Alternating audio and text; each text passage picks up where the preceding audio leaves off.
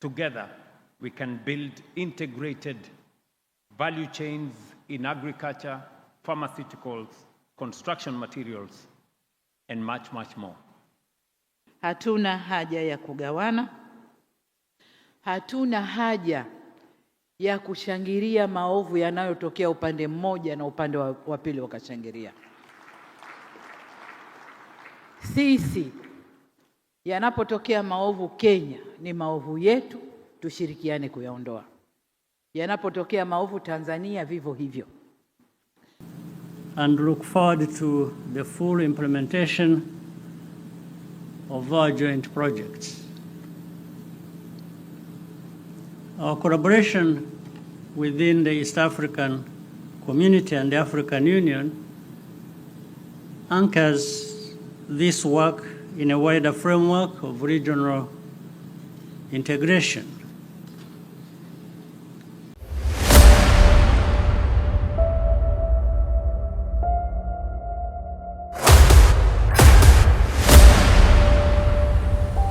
This is the journey to One Africa. Religious leaders, Your Excellency Dr. Samia Suluhu Hassan, the President of the United Republic of Tanzania, we are also very honored to have with us His Excellency Dr. William Samoei Ruto, the President of the Republic of Kenya. Can we all please put our hands together for the two excellencies who have blessed us with their presence this evening? I would also like to recognize the presence of Honorable Professor Kitila Mkumbo, Minister, President's Office, Planning and Investment, Honorable Musalia Mudavadi, Prime Cabinet Secretary and Cabinet Secretary for Foreign and Diaspora Affairs from the Republic of Kenya, Honorable Ministers and Deputy Ministers present, the Dar es Salaam Regional Commissioner, Permanent Secretary and Deputy Permanent Secretaries present, heads of public institution present, heads of private sector and private sector representative, all invited guests, members of the press, ladies and gentlemen. Kazi na utu. Kazi na utu. Excellencies, as we unlock private sector growth and investment, Tanzania is honored to host the 2026 Tanzania-Kenya Business Forum. Can we all once again give it a big round of applause? Without further ado, Excellencies, allow me to invite to the podium Mr. Rostam Aziz from Taifa Group to give us their take on Tanzania and Kenya, a path to common prosperity through private sector integration. As he comes, let's extend a warm welcome to him. His remarks will be followed by Mr. Paul Russo, KCB Group, and Mr. Edha Nahdi, Amson Group. Please prepare. Let's extend a warm welcome to Mr. Rostam Aziz as he comes.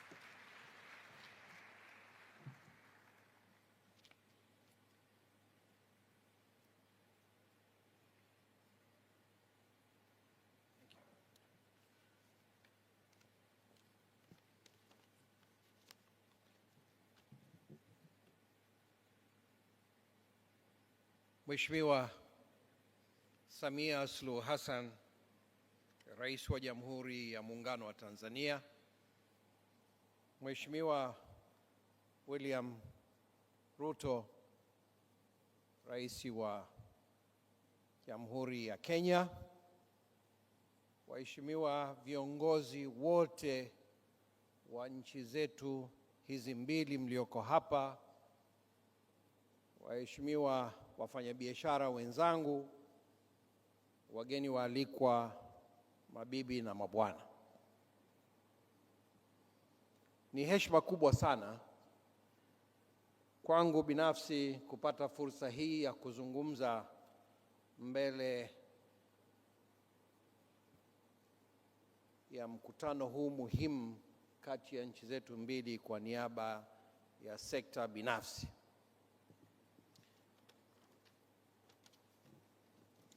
Nianze kwa kuwaomba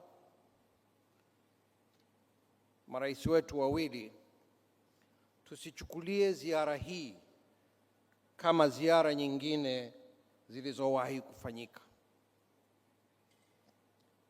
muichukulie kama mwanzo wa kuandika historia mpya katika muktadha wa kujenga mfungamano wa kweli wa kiuchumi na kubadilisha mustakabali wa nchi zetu.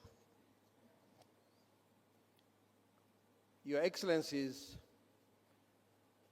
ladies and gents, we are witnessing a seismic shift in geopolitics. Nations are realigning.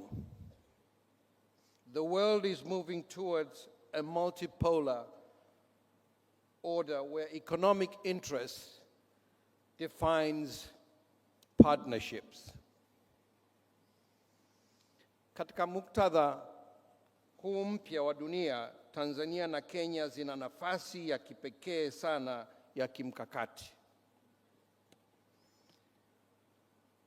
Tunapakana na masoko mengi ya kikanda, tuna bandari muhimu katika bahari ya Hindi na tupo kwenye njia kuu za biashara ya dunia. Kwa lugha rahisi, sisi ndio lango la biashara la bara letu la Afrika. Na nafasi hii ya kipekee inamaanisha jambo moja: hatuwezi kufanya kazi kwa kutengana. Nchi zetu zinahitajiana. We should treat each other as equals. Ndugu zangu wa Kenya wakubali kwamba na sisi tumekuwa na leo tuko katika kimo kimoja.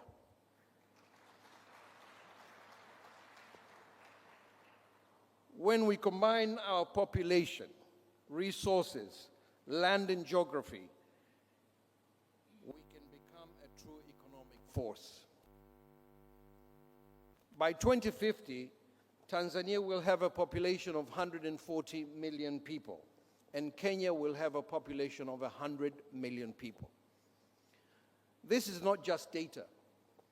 This is a combined market of 240 million people, largely young, dynamic market with strong consumption power, productivity, and long-term growth potential.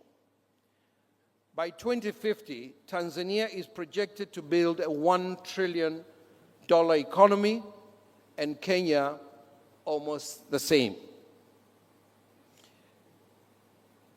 But these projections are not automatic. They are dependent on how we choose to work. If we work in silos, we will underperform.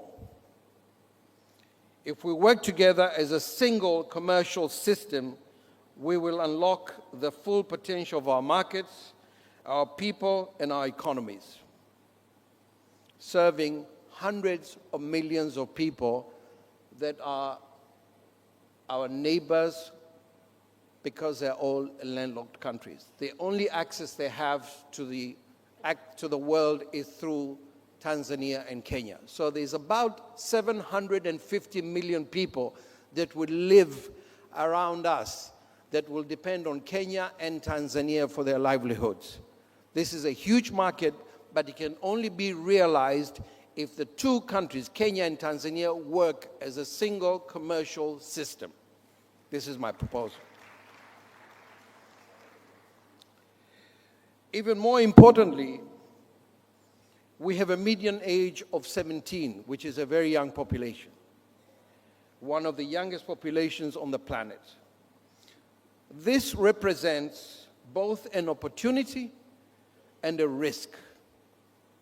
If we do not get our economies right, we risk becoming ungovernable. We must grow our economies and create enough jobs for our people, especially our youth, so they can live a meaningful and fulfilling lives. The surest way to achieve this is through joint effort operating as a single commercial system. Ni wajibu wa kizazi chetu kuamua mustakabali wa nchi zetu. In the short to medium term, both our economies are approaching the limits of public borrowing. Your Excellency, President Ruto, you have demonstrated strong leadership in navigating a very difficult fiscal environment from the very first day you assumed office. One could even say there has been a bit of magic, in how you have managed to turn things around.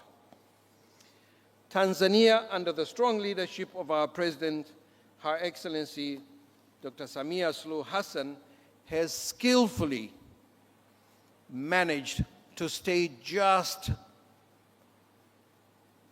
before reaching our limit on the borrowing.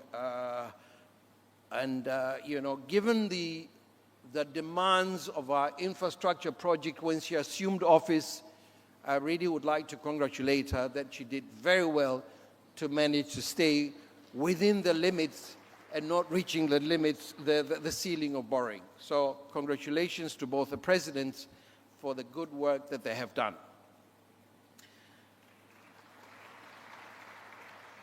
The implication is clear. Governments alone cannot drive development. Private capital must now take the lead. Today, there's a significant capital available globally: pension funds, development finance institutions, commercial banks, hedge funds, and international investors. They are ready to invest. Capital does not follow a concept. It follows a well-prepared project where risk is understood and managed. Capital will come. Ultimately, what we need are bankable projects. Fortunately, we're not starting from scratch.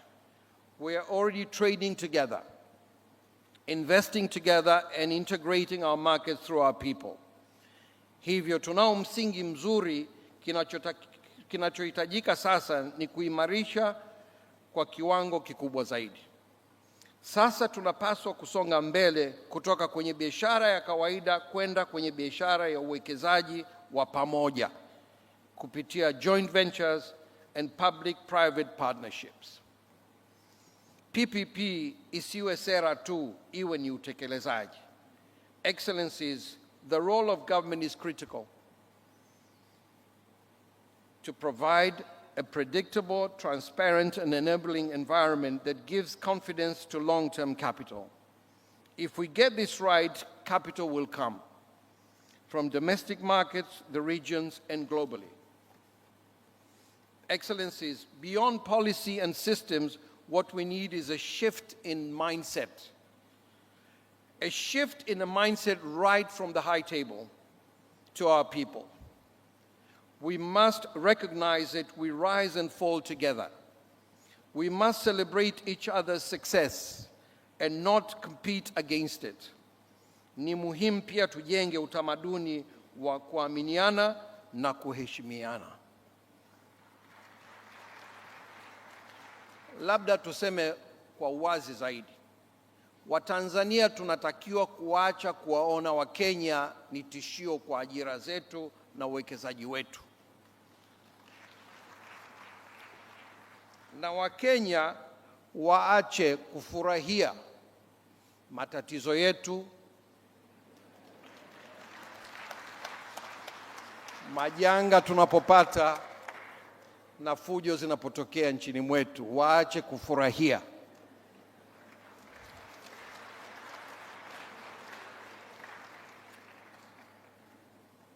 Hii ni njia nzuri ya kujenga imani kati ya nchi zetu mbili.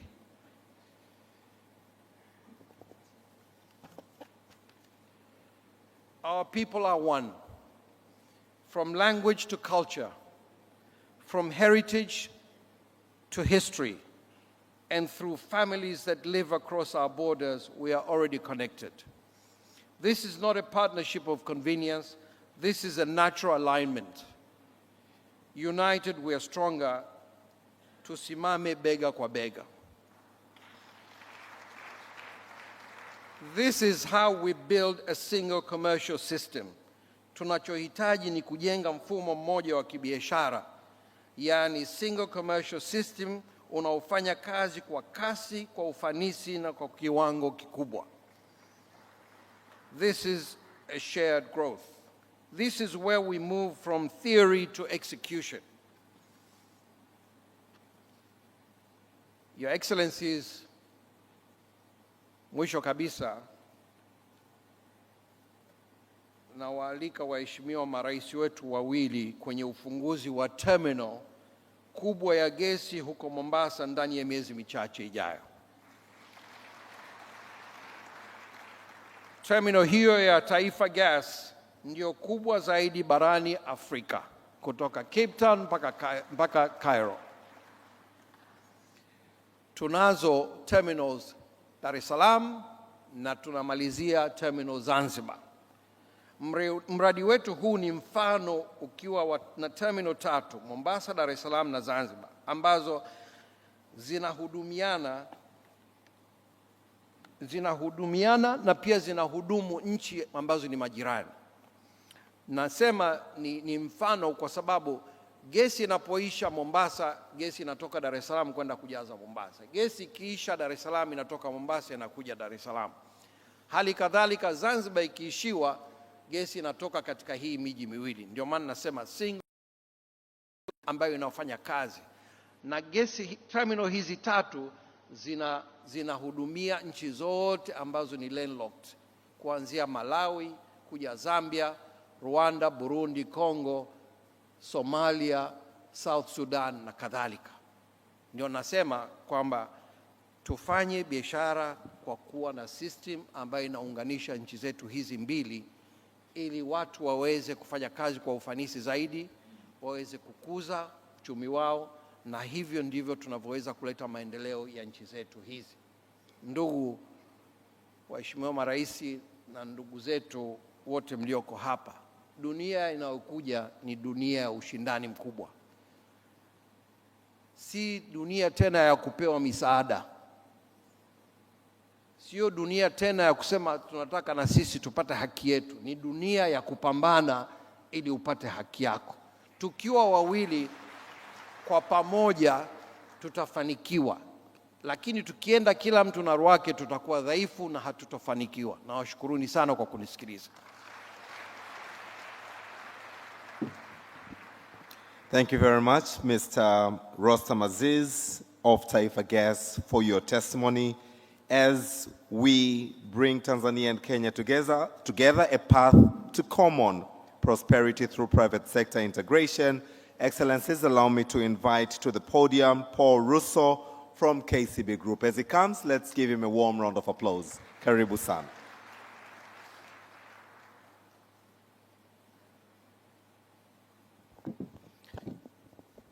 Your Excellencies, allow me to stand on the protocols already established.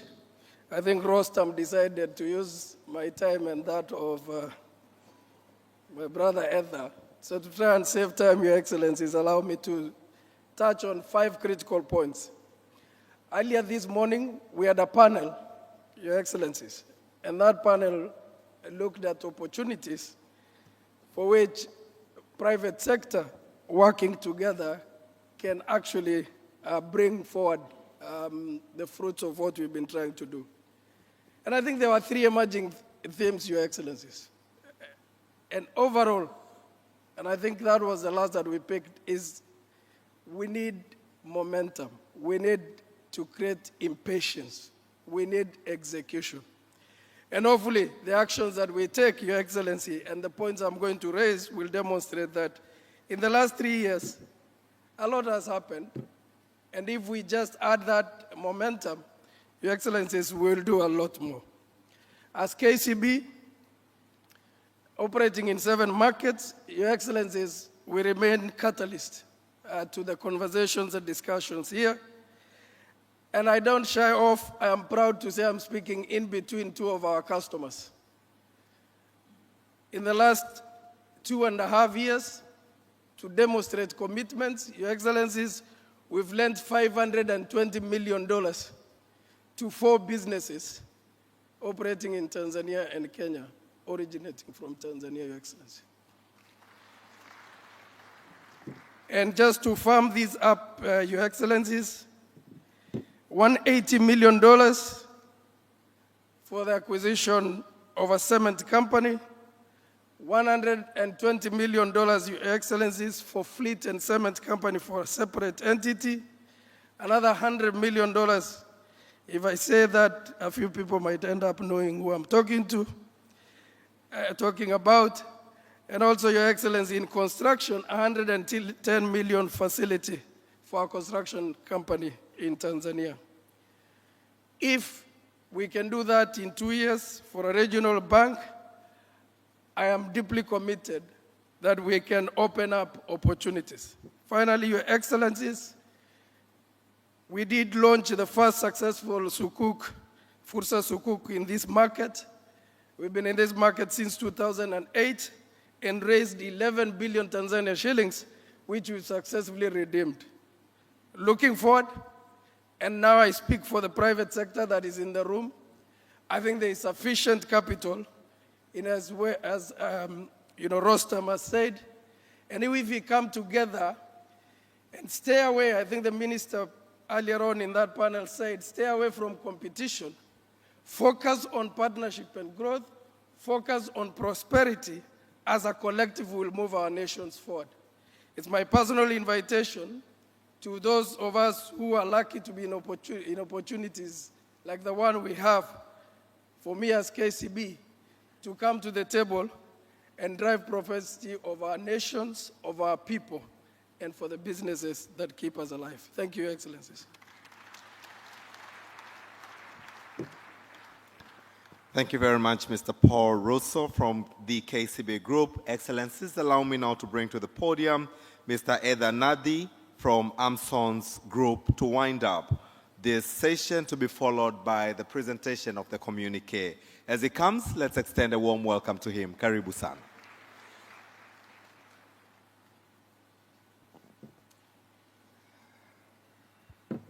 Thank you. Thank you very much.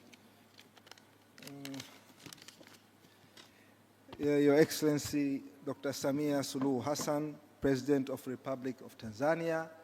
Your Excellency, Dr. William Samuel Ruto, President, Republic of Kenya, distinguished guest partners, and fellow business leaders, good evening. Unfortunately, like my brother Russo said, Rostam took all of our time, so I've been asked to shorten up my speech, so I'll go straight to the point. It is a profound honor to stand before you today at this historic Tanzania-Kenya Business Forum as Managing Director of Amson Group. I'm here not just as a businessman, but as a firm believer in shared destiny of our two great nations. Our journey in Kenya is a testament to the power of the region integration. When Amson Group made the strategic decision to invest heavily the cross-border, most notably through our $300 million acquisition of Bamburi Cement, East African Portland Cement, and our recent $250 million commitment to the clinker plant in Kwale, we were guided by a single conviction, that the East African community is not just a political bloc, but a single, vibrant economic engine. Our experience in Kenya, I would like to share a bit of experience with the fellow entrepreneurs. Our experience in Kenya, especially Tanzanians. Our experience in Kenya has been one of growth and warmth reception. We have found a market that is hungry of infrastructure and a workforce that is exceptionally skilled. By acquiring a 69% stake in East African Portland Cement and taking the helm at Bamburi, we haven't just bought assets. We have embraced the responsibility and powering Kenya's Big Four and bottom-up economic agendas. We have seen firsthand that when Tanzanian capital meets Kenya industrial spirit, the result is transformative. This is not the first time that we have tried to enter Kenya. We have previously tried to enter Kenya in 2012 and 2017-18. Unfortunately, they were unsuccessful attempts. But on the third and most recent attempt in 2024, we were well planned and more strategic, which led to our success. I must commend the excellent and friendly policy environment set by His Excellency Dr. William Samoei Ruto, this has played a major role in our adaptation in the Kenyan business environment. I would like to urge my fellow Tanzanians to seize this extraordinary opportunity to invest in Kenya, a nation with excellent workforce and human capital that transcends the needs of our growing economies. And to the Kenyan entrepreneurs, Tanzania is the land of untapped opportunity that provide the right environmental of creating industrial hub of our great continent. Two nations offering different type of opportunities with each its own unique advantages. My fellow entrepreneurs, my brothers and sisters, my mothers and fathers, some of you are quite old, we are living in a golden times where we have two seasonal leaders with immense business acumen. Immense business acumen, I repeat that again, and exposure. We also have ample opportunities around us. We have access to capital and a skilled workforce. What more do we need? Looking forward, Amson Group is committed to being a bridge. We see the future where a truck carrying a cement truck from Tanga to Nairobi or a fuel truck from Mombasa to Dar es Salaam moves with the same ease as commuters in a single city. To our heads of state, your presence here today signals the political will and needed resolve the remaining barriers. We ask for continued predictability in the investment climate and the further streamlining of cross-border labor capital movement. At Amson's, we are not just investing in cement or energy, we are investing in the spirit of the East African.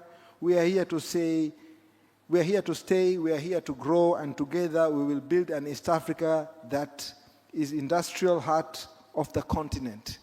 Mungu aibariki Tanzania, Mungu aibariki Kenya, Mungu ibariki Afrika Mashariki, Mungu ibariki Afrika. Asanteni sana.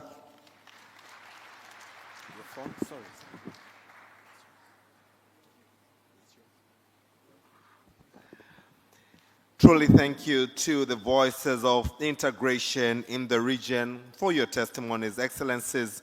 Without further ado, allow me to bring to the podium Mr. Deogratias Masawe from TPSF and Ms. Carol Kariuki from KEPSA to read to us the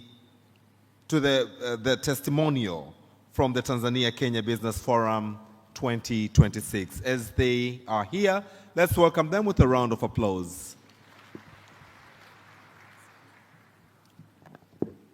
Your Excellencies, distinguished leaders from both public and private, let me also adapt all the protocols observed. We are here mainly to describe what transpired since morning. We have had a wonderful day. We have had about 4 panel discussion where involved both leaders from private and public, from the government of Tanzania and that of Kenya, with the main theme of unlocking the private sector's growth and investment in our two countries. So without taking much, we have categorized the issues that we have observed in 4 categories. The first is the role of the private sector. And then the second, what we require from the government of Tanzania. Then what are the requests we have for the government of Kenya? And lastly, the requests we have for both governments to ensure the opportunity that we identify in the morning, we can capitalize as we look forward to strengthen our bilateral relationship. So without further ado, let me welcome the CEO of KEPSA to bring the presentation. Thank you very, very much. Your Excellencies, our protocols observed in the interest of time, but the eating is in the pudding, so we are very excited that we are the last to present in this evening in terms of the business forum. But you've heard a little bit from the 3 businesses' experiences. And so mine is really to capitalize and put it together, what has today been. But before I go to today, Today is not simply the conclusion of a business forum, it's a statement of intent. A statement that Kenya and Tanzania are on the move. Because when Kenya and Tanzania move together, East Africa moves together. Together, our economies now exceed $200 billion US. Together, we anchor a regional market of more than 300 million people. Together, we represent one of the most promising economic frontiers in the world. With this enormous opportunity, we are reducing much of the African trade leaving Africa before value is created in Africa by continually making it easier for our businesses to trade and invest within Africa, and more specific in our two countries, so we create the needed jobs for the 60% of the world youth that call Africa home, and provide revenue for our governments to provide services, especially education, health, and security, which many are seeking out of the continent.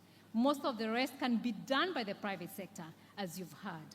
Over the last 5 years, since the last state visit to Kenya, where KEPSA and TPS serve as the apex bodies of business in our respective countries, bringing together local and foreign associations and corporates, we presented the Communiqué of the Business Forum then. We have seen undeniable progress. More than 500 Kenyan businesses have invested over $1.7 billion in Tanzania. Tanzania investors are making major unprecedented investments into Kenya's manufacturing, energy, logistics, petroleum, media, and capital markets, amounting to over $334.6 million and growing. Banks are expanding, manufacturers are scaling, investors are crossing borders with confidence. This is not theory, this is integration already happening in real time. And it proves an important point. The private sector no longer thinking country by country, it's thinking regionally. East Africa is becoming one market, one production base, one growth story. We commend both governments for the political will that has enabled this progress. When leadership intervened to resolve trade disputes, businesses responded immediately. Trade increased, investment accelerated, jobs were created. That lesson is clear. When governments move decisively, as we've heard, economies move rapidly, and we realize the ambitions of creating a common market that a single EAC commercial system, as has been said, that guarantees East Africans the true freedoms of movements of goods, services, labor, and capital. Your Excellencies, the partnership between the private sector in both countries has also matured significantly. What began has evolved into coordinated action. We've seen faster resolution of trade disputes, stronger public-private engagement, and in Kenya, our presidential roundtables are the hallmark of the progress we've made from business as the engine of economic growth to private sector-led development. Improved coordination through the East African Business Council as the focal points of our EABC of our representative countries. Greater investment confidence, and importantly, efficiency gains at the Namanga one-stop border post. What remains? Today we constantly heard from the different panels all day that the barriers that remain are costing East Africa growth every single day. Non-tariff barriers continue to disrupt trade. Discriminatory taxes, fees, and levies continue to erode intra-EAC trade. Different standards and regulatory systems continue to increase the cost of doing business, especially affecting players in the agricultural sector, which is the region's economic backbone. Border delays, which continue to undermine competitiveness. Businesses continue to struggle with overlapping taxation, licensing, and custom procedures. These are not administrative issues, Your Excellencies. They determine whether a farmer accesses a market, a manufacturer stays competitive, a truck delivers on time, an SME survives, or an investor chooses East Africa. While I'll not read every issue discussed, here are the key outcomes for you, Your Excellencies, that are the most important. For the rest, we shall engage the ministries. But before I read that, let me start with the private sector commitment. We do commit to have a joint business council to discuss our business issues and to increase our business between the two countries. We do commit to lobby our governments to not put any more NTBs and to resolve the ones that are there, because we know many of these NTBs come from ourselves as the private sector, lobbying our own governments, and also to facilitate business. We also do commit to do projects, as you've heard, that are joint ventures and to work together. For the Republic of Kenya, this is what we ask. Continued partnership in removing the non-tariff barriers. When we come to you, Your Excellency, and we ask for a tariff to Tanzania, please say no, because we must work together. Swiftly and decisively, that would significantly reduce the instances of delay in the agro-produce, horticulture, and manufacturing sectors. Faster harmonization of standards and customs systems. Tanzania Agro in pharmaceuticals, products approved in Tanzania still face additional verification processes in Kenya, delaying access to market. Mutual recognition would speed up the availability of essential medicines and reduce costs. Stronger facilitation of Tanzanian investors operating within Kenya in the retail space. Tanzanian investors require clear licensing and operation frameworks to scale in Kenya. Streamlined processes would encourage greater two-way investment and economic integration. For the United Republic of Tanzania, this is our ask.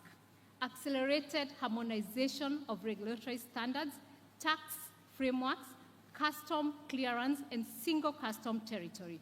We must align to ensure the products moving across the borders do not have to go through retesting. For instance, in agro-produce and manufactured goods, one country's certification is enough.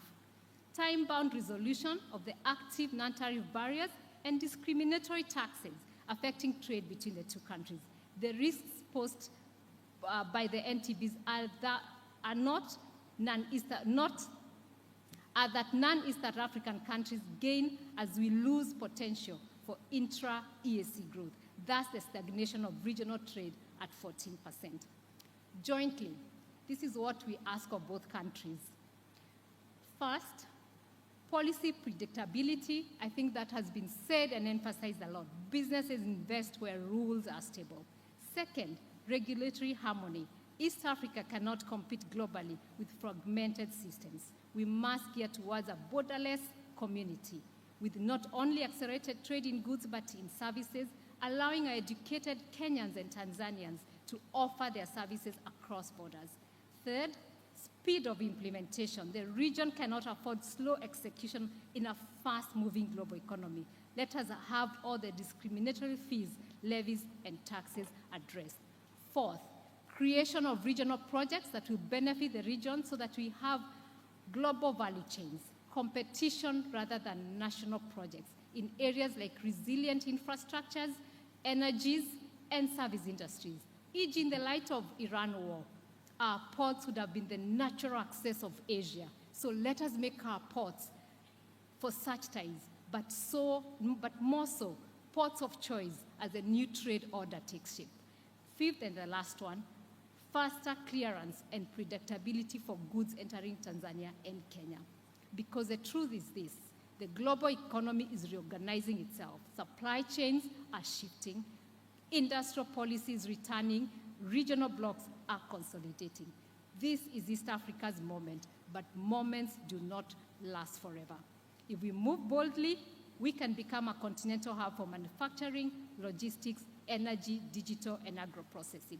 If we delay, others will move faster. And so in conclusion, Your Excellencies, history will not remember us for the meetings we held. They are great. History will remember us for the barriers we removed, the investments we unlocked, the industries we built, the jobs we created, whether young East Africans found opportunities within our region instead of outside it. The future of East Africa will not be built by borders, it will be built by bridges. Bridges of trade, bridges of infrastructure, bridges of trust, bridges of investment, and bridges of shared prosperity. We as business reaffirm our commitment to work alongside both governments to track implementation, sustain dialogue, and deliver solutions, as we've always done, that has delivered progress witnessed today. Because when Kenya succeeds, Tanzania succeeds, and when Tanzania succeeds, East Africa rises. Thank you very much.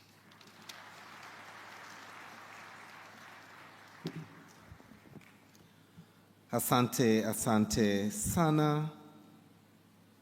Deogratias Masawe from TPSF and Ms. Carol Kariuki from KEPSA for reading or presenting the communique of what transpired for the past day. Excellencies, as we move from the communique which has just been read to action, I invite you now to witness the signing of the MOU between TNCC, ZNCC, and KNCC, which aims at increasing access to investment between our two countries, which aims at creating an enabling environment for investment between our two countries, which aims at eliminating any trade barriers as well as any trade impediments between our two countries, but also this MOU, Excellencies, which you're about to witness, will also call for the parties to share market intelligence information. This, as mentioned, will be between KNCC from Kenya, TNCC and ZNCC, Tanzania National Chamber of Commerce, Zanzibar National Chamber of Commerce, and Kenya National Chamber of Commerce and Industries. May I now call the parties to the stage for the exercise.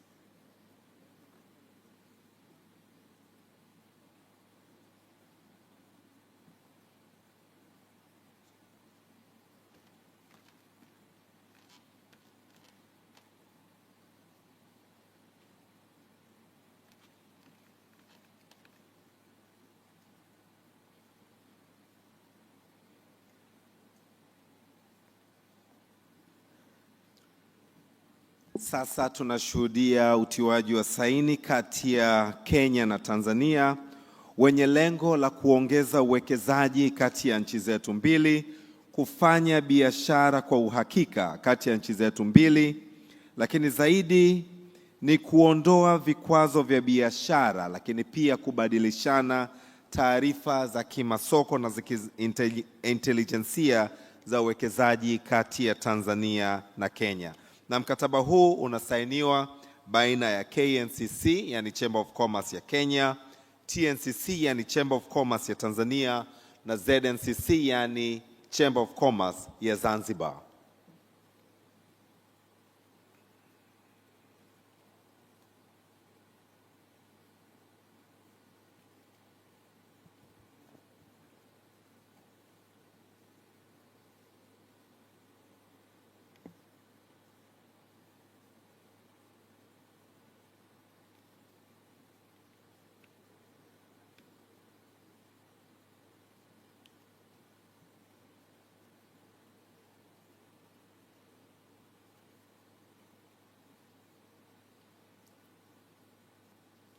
Spend.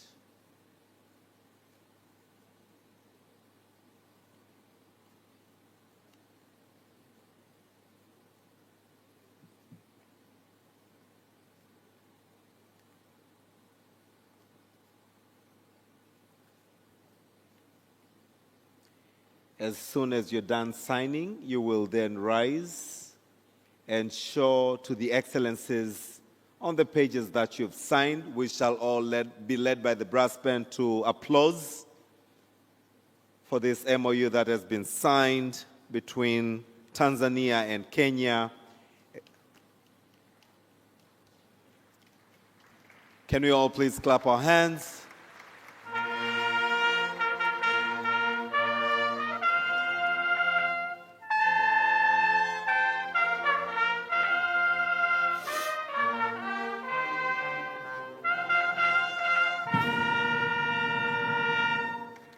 Now we shall witness as you exchange the MOUs. Let us once again give them a big round of applause.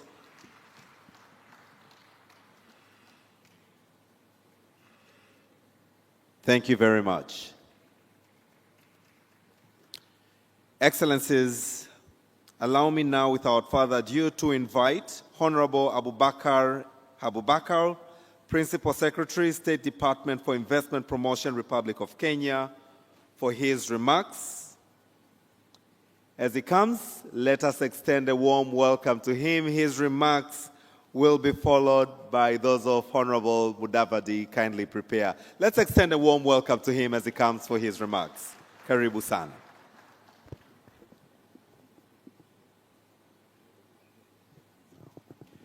Thank you, Excellencies.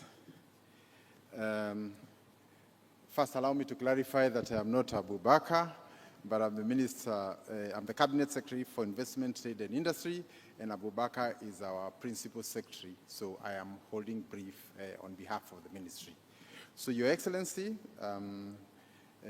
Dr. William Samoei Ruto, President of the Republic of Kenya, Your Excellency Samia Suluhu Hassan, President of the United Republic of Tanzania, Cabinet Secretaries, our Attorney General who is here. I'm also joined by our colleague, the Minister for Energy, Ondai Opio, and thank you very much for coming. So any issues to do with energy, my minister is here. Business people and friends of Kenya and Tanzania. Allow me to start first by thanking you. We know this session was supposed to have ended around 5 or 6, but it is now heading to 9 o'clock and we are here. I take that as a determination and your commitment to make sure that our business indeed thrives. I will not say much, but just to confirm that before we came, we had written very many things.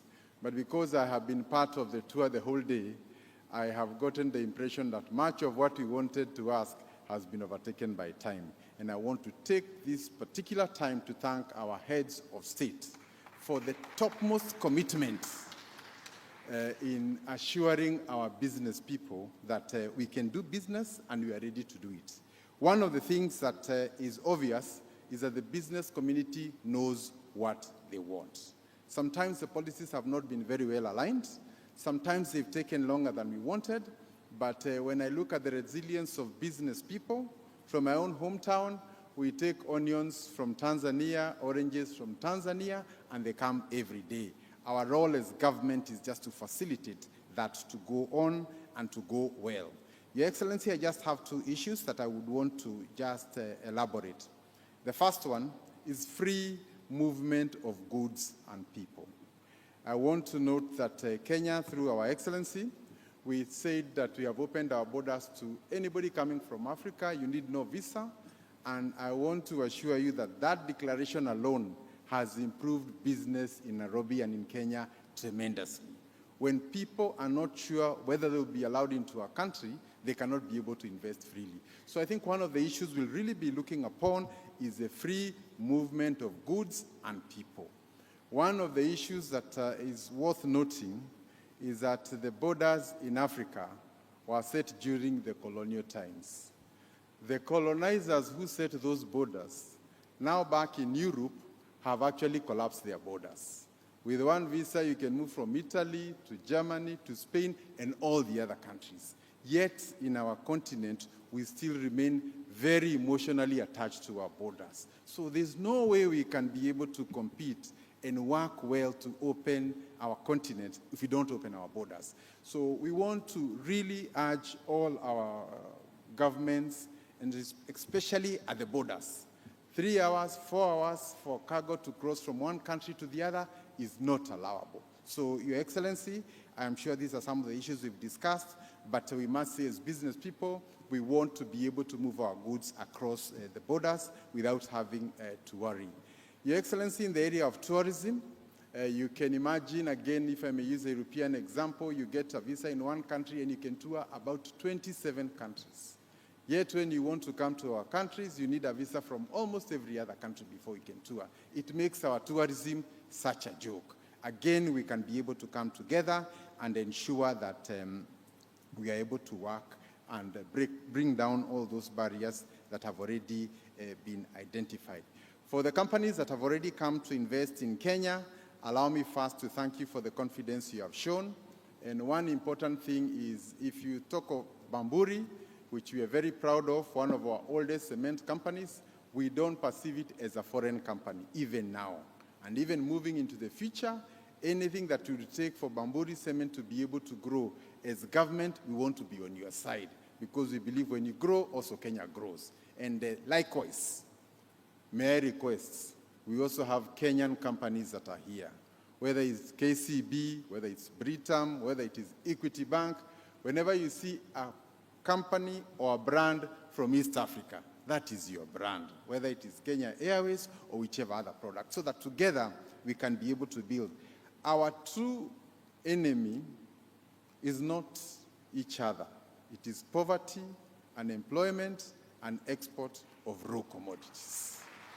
So that is where we need to put our efforts. And I really want to thank the two presidents, because when the world looks at our region, they don't see countries, they see East Africa.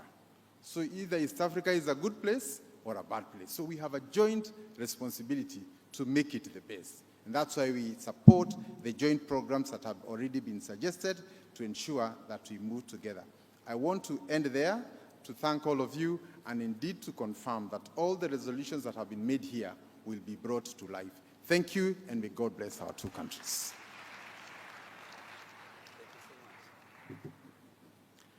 Thank you very much for those candid remarks. Excellencies, allow me now, without further ado, once again to invite Honorable Musalia Mudavadi, Prime Cabinet Secretary and Cabinet Secretary for Foreign and Diaspora Affairs from the Republic of Kenya, for his remarks. As he comes, let's extend a big round of applause to him. Karibu sana. Thank you. Your Excellency, Madam Samia Suluhu, President of the Republic of Tanzania, Your Excellency President William Samoei Ruto, President of the Republic of Kenya, ladies and gentlemen, colleagues, brothers and sisters. Your Excellencies, I will not say much because I think time is against us and you'd like to hear the remarks that both of you want to present to us. I'll just take 2 minutes to take us down some nostalgic journey. Imagine if we were able to get back the East African Airways. We would not need a BASA agreement because we would be one. Imagine if we had the East African ports and harbors. We would be co-investing just the way we are talking. Imagine if we had the East African Railways. Imagine for a moment if we had that one common currency.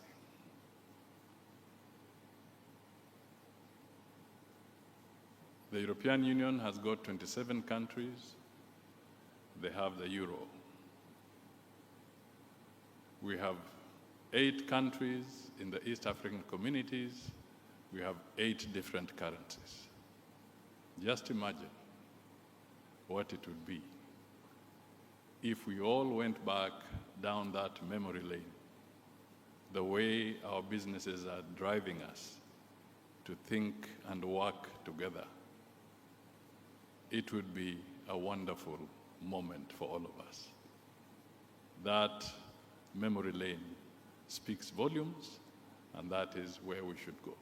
Thank you for listening to me, and always remember, we were shown by our forefathers, Julius Nyerere, Jomo Kenyatta, Obote, and others. Let us just go down the memory lane. Thank you.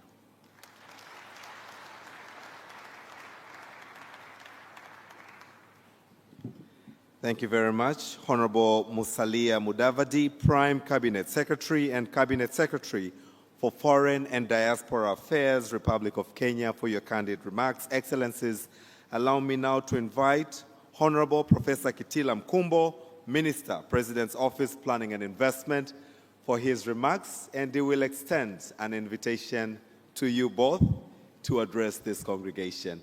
As he comes, let's give him a warm round of applause. Karibu sana, Mheshimiwa Waziri.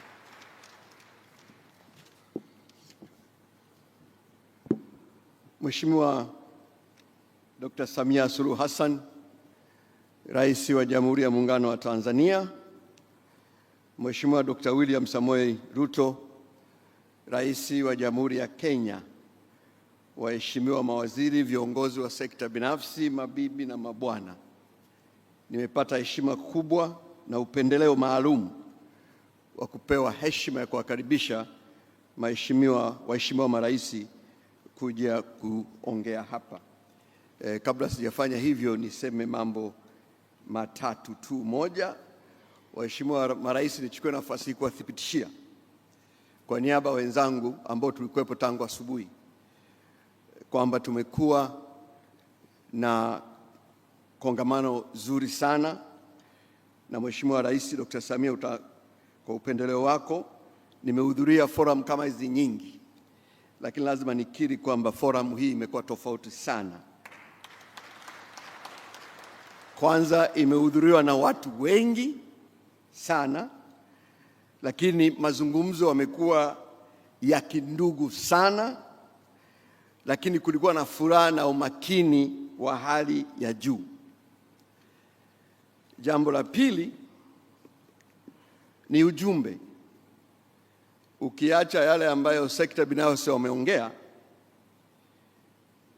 one of the very key message from the discussions in the morning is that in order to sustain the momentum which has really been generated from this forum, we have agreed, the two governments, on a structured framework for continued engagement, one that will allow us to meet more regularly and beyond the occasion of state visits.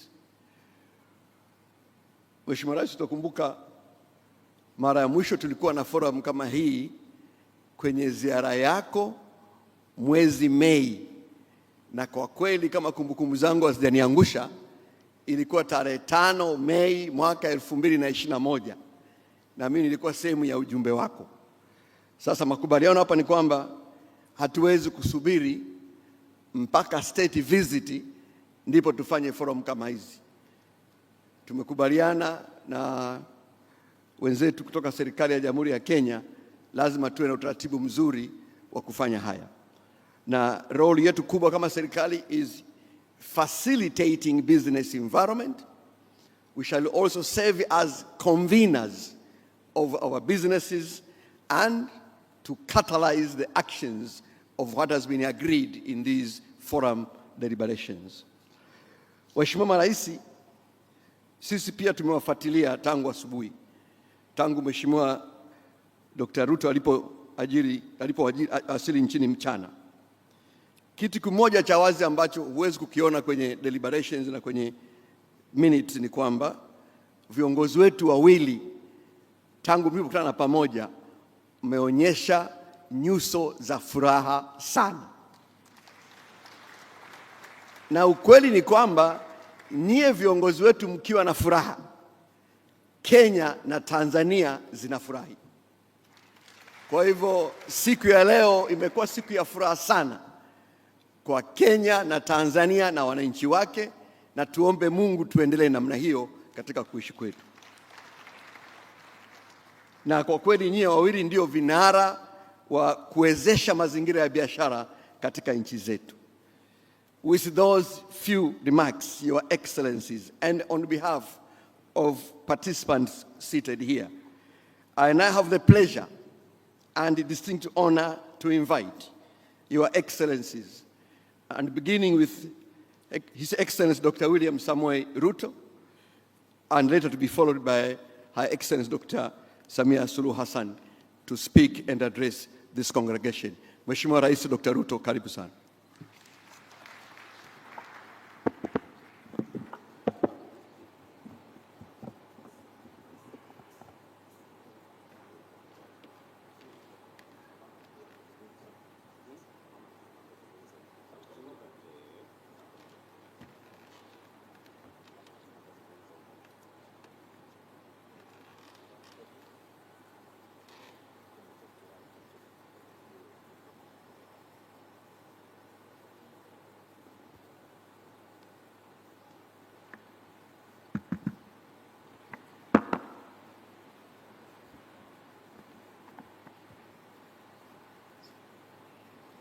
Shukrani, asanteni sana. Tafadhali tunaweza kuketi.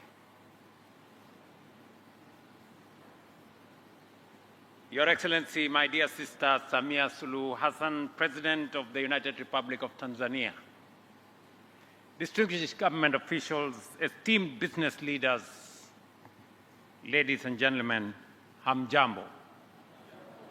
Assalamu alaikum. It is my distinct honor and pleasure to join you here in Dar es Salaam for this Tanzania-Kenya Business Forum, a forum that reflects our shared resolve to translate our strong bilateral ties into practical, results-oriented and driven economic partnerships that create opportunity, drive trade and investment, and deliver real benefits for our people.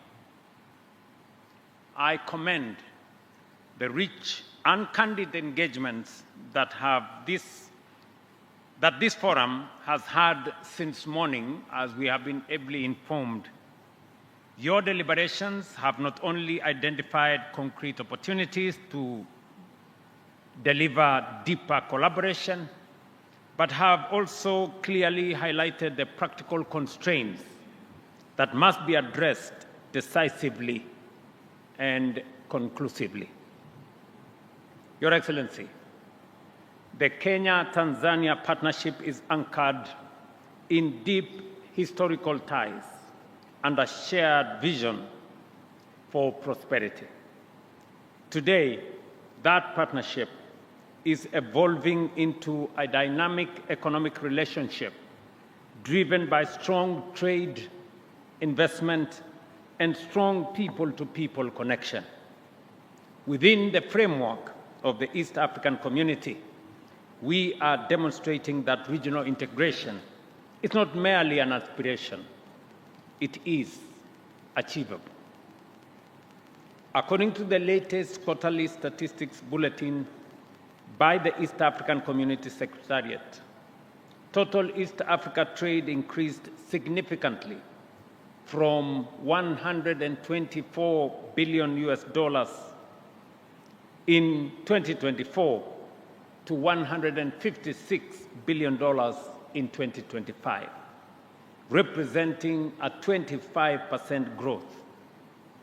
Intra-EAC trade grew even faster by 28%, rising from $15.1 billion to $19.3 billion over the same period, though it still accounts for only 12% of the region's total trade. Our bilateral trade remains strong and steadily growing, reaching 860 million shillings in 2025, a slight reduction from $950 million in 2024, with near balanced flows on both sides. These numbers reflect deepening complementarities and expanding value chains between our two economies. Let me expound on this.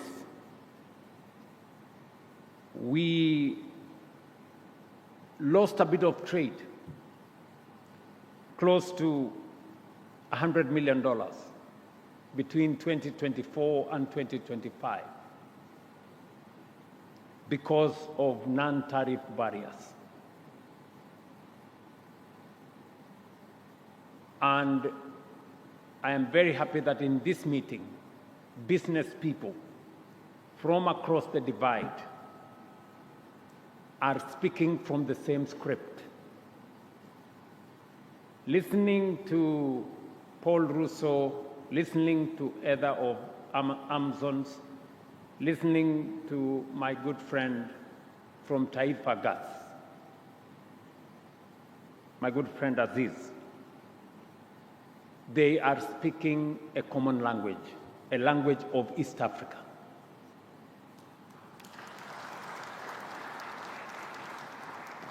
The reason why we are losing trade, we should have crossed by now the $1 billion mark. But instead of making progress, we are making progress in the opposite direction. And it is because there are some people, bureaucrats at the borders, who are erecting roadblocks and creating barriers to our businessmen and women, and reducing the trade between our countries. I want to tell us that it is said you cannot share poverty, but you can share wealth. We must allow our business people to create wealth because we have an opportunity to share what we have. We cannot share what we don't have. And it is very important, and it is the reason why I have undertaken this state visit on the invitation of my sister, President Samia Suluhu. Not because I lack something to do in Kenya, not because I am a tourist. Na sijakuja hapa matembezi. I have come here because we have serious business between our two countries and we share a common destiny. And I like the statements that have been made here. We want to recalibrate our relationship. We want to re-engineer our engagement because, as has been said here,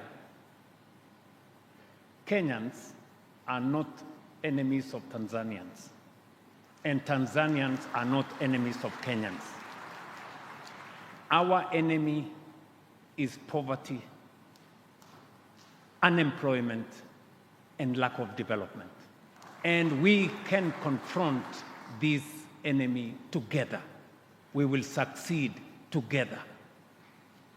The sooner and the faster we understand that, the better for all of us, and the sooner we find the solution. Look at what has happened in just 2 years. We have investors taking up opportunity in Kenya to the tune of $300 million in just 2 years. And they are not just taking up opportunity in Kenya. They are using government, Kenyan financial institutions to acquire those businesses. That is how collaboration works. Instead of complaining, look for the opportunity and take it up.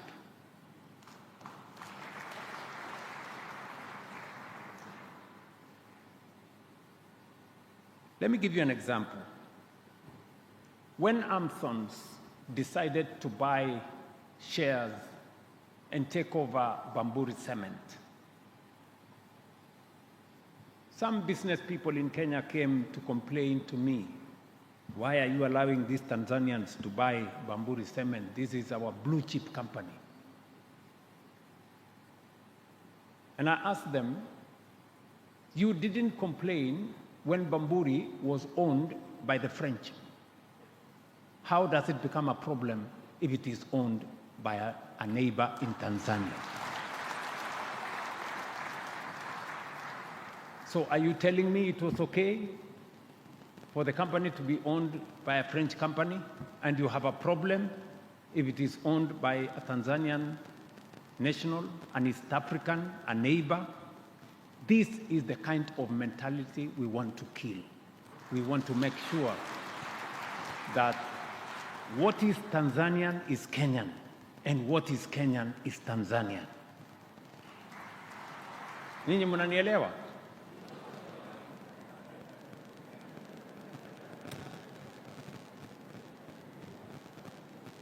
Investment flows are equally strong. Kenyan investments in Tanzania now exceed $1.7 billion, spanning financial services, manufacturing, telecommunication, and retail, while also positioning Kenya as a dependable source of industrial input for Tanzania. Tanzanian investments in Kenya, now over $330 million, are on the rise, particularly in tourism, manufacturing, energy, and agriculture. Together, these investments are driving job creation, facilitating skills transfer, and strengthening industrial capacity in both countries. Beyond trade and capital, our people remain the backbone of this partnership. The free movement of people, labor, services, and capital continues to unlock innovation, enterprise, and shared opportunity. Despite this progress, we must acknowledge that we are still underperforming relative to our full potential. The gap lies not in ambition, but in execution. Persistent non-tariff barriers, including delays at our borders, non-harmonized standards, and restricted market access, continue to impose real costs on our business.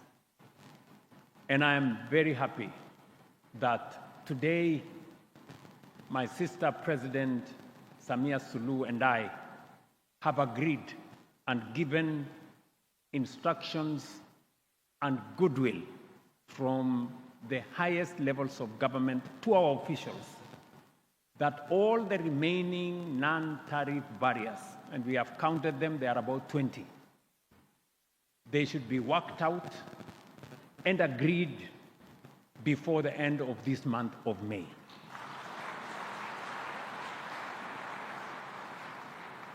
So that we can provide a seamless opportunity for our business people to work. Looking ahead, there is urgent need to enhance the building blocks of an efficient business ecosystem through infrastructure and connectivity, which are pivotal in unlocking our shared competitiveness across all sectors. Efficient transport networks, modernized ports, and robust digital systems will continue to be more consequential than ever before in lowering trade costs and amplifying regional value chains and potential. Ladies and gentlemen, first, we must strengthen the physical backbone of our integration, from the seamless linkage of our standard gauge railways to greater complementarity between the ports of Mombasa and Dar es Salaam, and the transformative 400-kilowatt Kenya-Tanzania power interconnector is such one example. These are critical infrastructure projects that will drive economic growth and deepen our regional integration. Just for your information, the gas pipeline between Tanzania and the port of Mombasa, we signed off today for a feasibility to be undertaken and the necessary construction to be done so that we can connect the gas fields that you have here in Tanzania to Mombasa for us to get gas from this country and use it in Kenya to power our development. So I am sure Taifa Gas, Lake Gas, and all the other investors from Tanzania in our gas ecosystem, we have now sanctioned our two ministers to proceed with the necessary details for us to get that into action. The power interconnector alone, spanning over 500 kilometers, has synchronized our electricity grids and unlocked opportunities for expanded regional power trade. Reliable and affordable energy is the fuel that drives industrialization, and this project speaks to what coordinated regional action can achieve. Second, we must build a seamless financial and digital ecosystem. Our banks are already regional champions. Our mobile money platforms are global benchmarks. The next step is clear: real-time, cross-border payments, interoperable fintech systems, and deeper capital market integration to unlock the digital economy at scale. I am looking forward to having a conversation on how we can finally actualize the mobile one area network. As you know, phone calls today from Kenya to Uganda and Rwanda are considered local telephone calls. There is still a problem. We still consider a phone call to Tanzania that it is a foreign call. Foreign to where? You know? Really, the people in that space, our investors in the mobile space between Kenya, Tanzania, and Uganda, including Rwanda, we should harmonize that space. We want a telephone call from Kenya to Tanzania to be local. We want a telephone call from Tanzania to Kenya to be a local call, because we are one people. Third, we must industrialize at scale together. Tanzania's strength in raw materials and natural resources, combined with Kenya's financial ecosystem, represents a powerful competitive advantage. Together, we can build integrated value chains in agriculture, pharmaceuticals, construction materials, and much, much more. And fourth, we must empower the private sector to lead. Government's role is to de-risk, enable, and accelerate. Your role as business leaders is to invest, innovate, and integrate. A target of $500 million in new cross-border investments and $1 billion in trade over the next 3 years is ambitious, but entirely achievable if we act with purpose and alignment. Arising from this forum, we are making clear, actionable commitments.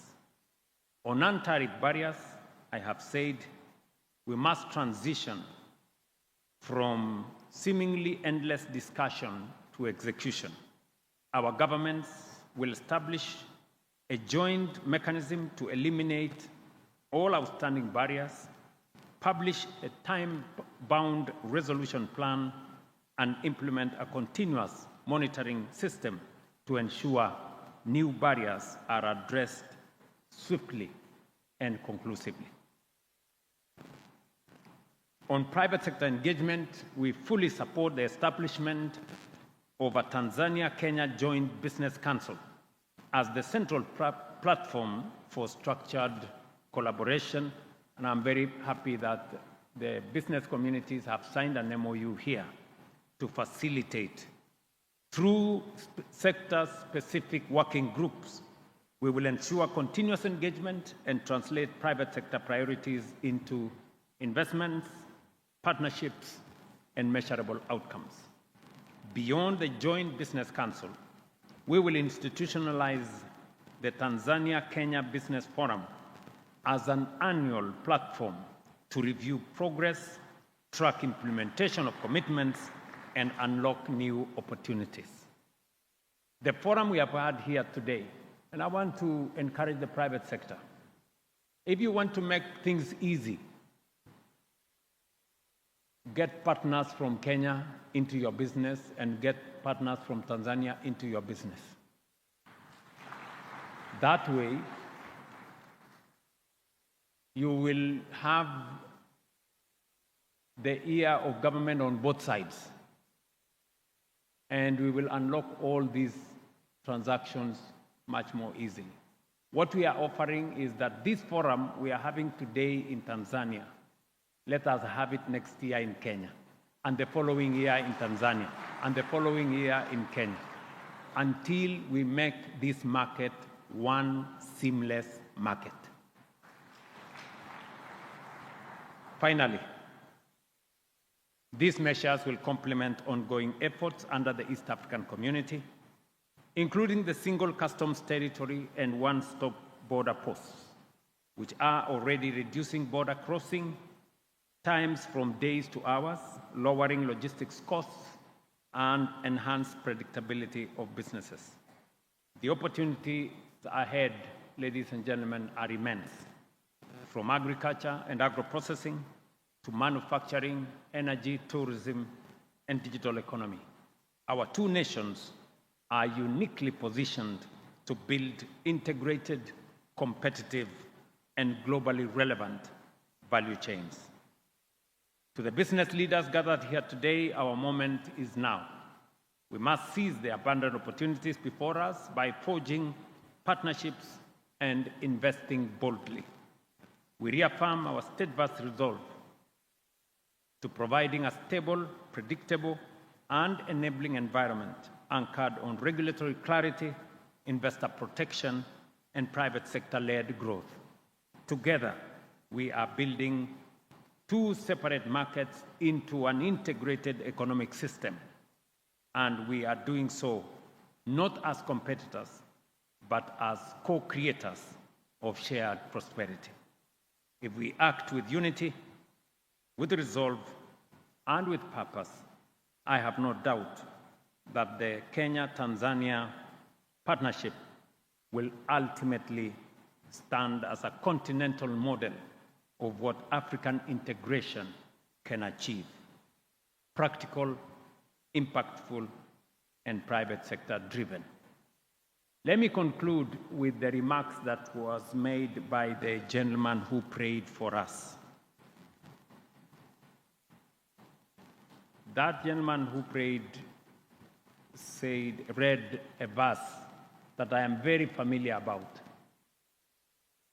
in Psalms 133. Correct? Yes. And in that verse, he told us, that verse says how good and how pleasant it is when brothers live together in unity. That is the unity of purpose we are called upon here. And as he read that verse, I was seeing uhuru na umoja. We got uhuru, but what happened to umoja? That is what the prayer man was telling us. Unity. And I want to add that if he had continued reading that verse, in verse 3, it says, where there is unity, God commands a blessing. So that is the future. Thank you very much. God bless you, and see you soon in Nairobi. Asanteni sana.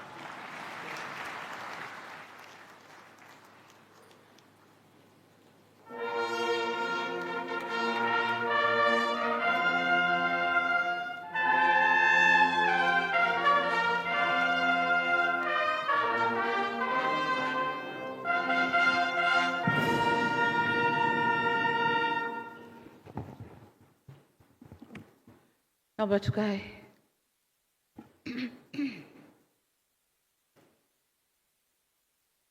Mheshimiwa Rais William Samoei Ruto, Rais wa Kenya, kaka yangu, sisi wa Afrika mwanamume hata akiwa mdogo ni kaka. Kwa hiyo kaka yangu, kinitambua uwepo wa Mheshimiwa Musalia Mudavadi, Prime Cabinet Secretary and Cabinet Secretary for Foreign and Diaspora Affairs in Kenya, Mahmoud Thabit, Mheshimiwa Balozi, Waziri wa Mambo ya Nje na Ushirikiano wa Afrika Mashariki, Mheshimiwa Waziri Kitila Mkumbo, Waziri wa Mipango na Uwekezaji kwenye ofisi yangu hapa Tanzania, na mawaziri wote na cabinet secretaries mlokuweko hapa kutoka Tanzania na Kenya. Lakini pia nitambue uwepo wa excellencies, captains of industry, entrepreneurs and distinguished guests. Lakini na wanahabari pia, ladies and gentlemen, good evening. Na heshima kubwa kusimama mbele yenu baada ya wote waliosema. Na nadhani hii ni fursa yangu ya kufunga kongamano hili au mkutano huu wa wafanyabiashara wa Tanzania na Kenya. Nakumbuka kama ilivyosemwa hapa kwamba tukio kama hili lifanyika miaka 5 iliyopita wakati nimefanya maiden state visit pale Kenya, few days baada ya kuwa rais wa Tanzania. Kwa hiyo kama walivyosema wengine, kuna haja sasa ya kwenda kila mwaka na makongamano ya aina hii. Ndugu zangu, kauli mbiu au the theme of this forum inasema unlocking private sector growth and investment, ambayo inakwenda vizuri na makusudi ya serikali zetu mbili au matakwa ya serikali zetu mbili ya kutumia nafasi au fursa zinazopatikana kwa private sector. Kwa sisi Tanzania tunajua sana umuhimu wa sekta binafsi au private sector. Na ndio maana katika dira yetu Tanzania National Vision, Development Vision 2025-2050, tumesema implementation is going to be 22% by the government, 70% by the private sector, and only 8% by public enterprises. Kwa hiyo private sector is a main actor wakati tunatekeleza dira yetu ya 2050. So mkutano wa aina hii ni muhimu sana sana kwetu ku unlock opportunities ambazo tutafanya kazi pamoja na private sector, whether ya Tanzania, ya Kenya, ya East Africa, ya kokote duniani, lakini dira yetu itekelezeke hivyo. 70% kwa private sector. Wanasema kwa Kiingereza au niweze kuelezea uhusiano wetu wa Kenya na Tanzania. Na mimi nasema Kenya na Tanzania, we are joined at the hip, au pengine mguu mzima. And imagine a couple joined at the hip. Mkitaka kwenda mbio, mmoja anakwenda mbio, mmoja anazorota, mtaanguka.